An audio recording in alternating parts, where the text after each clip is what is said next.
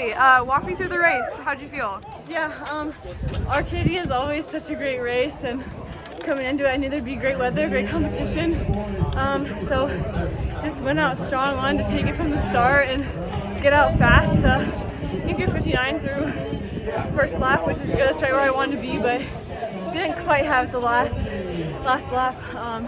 Was wanting to be a little quicker, but you know, a win's a win today.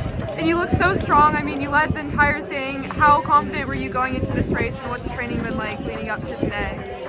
Yeah, I know there's some 206s in the race, and they ran at some 800-meter race out here and ran really well, and so I knew that they would be there for the first lap, and then I just had to bank on my second lap, specifically the third 200 speed to get there. Right now I was like 130 at the 200 to go, so my last 200 was really slow, so I'm gonna have to improve on that, but for the first race I'm happy with it. And what does racing at a meet as big as the Arcadia Invitational mean to you? Yeah, I mean, it's just such an awesome opportunity. I think, you know, as runners we sometimes put a lot of pressure on ourselves on the biggest scene to, you know, perform well, and I think being as a senior and racing at Arcadia 3 times in a row, you kind of just have to realize how much of an opportunity this is and just really appreciate the moment and not get too stressed about the times, the places, and just enjoy it. Yeah, absolutely. And what's like the best piece of advice you received going into the race today?